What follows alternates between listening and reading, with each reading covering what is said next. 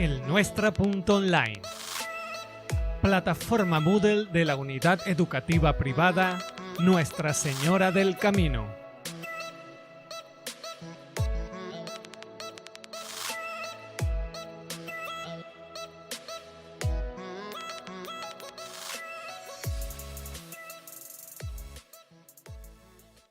Welcome to English NSC with me, your teacher, Alberto Martínez. In today's episode, we're going to talk about present perfect continuous, which is also called present perfect progressive. It is a tense that is used to express an action in the past that continues up to this moment. Let's see the grammar structure, affirmative form. So for the affirmative form, we use the subject. So you can see it in here.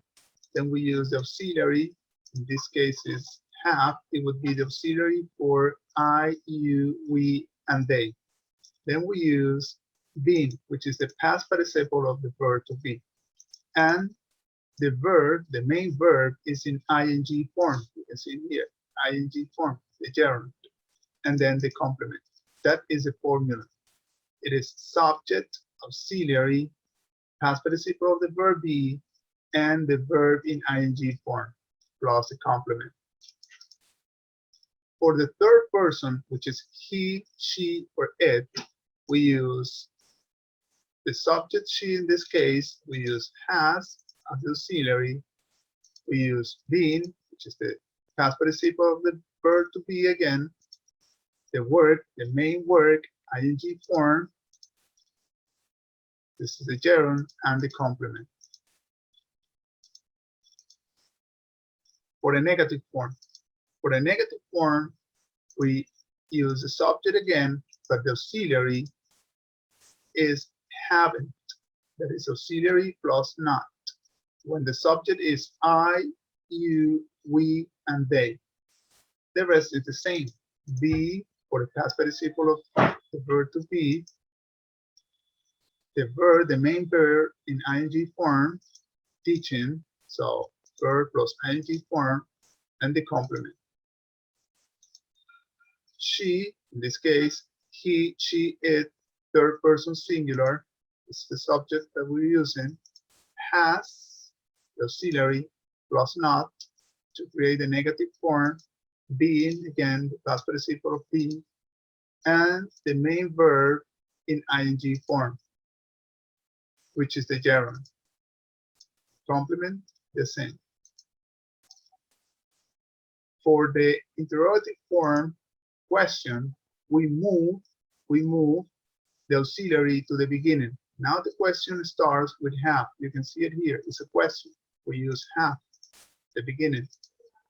Have you, the subject. The subject can be you, I, we, and they when we use auxiliary have.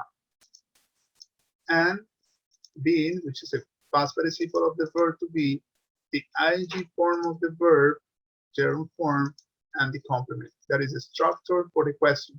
This question can be answered yes or no. So let's see. Yes. We move you. Now it becomes I. Have is going to be in this place. Being, we move it right here. Teaching, and the complement. That is the answer right now, the affirmative answer for the question.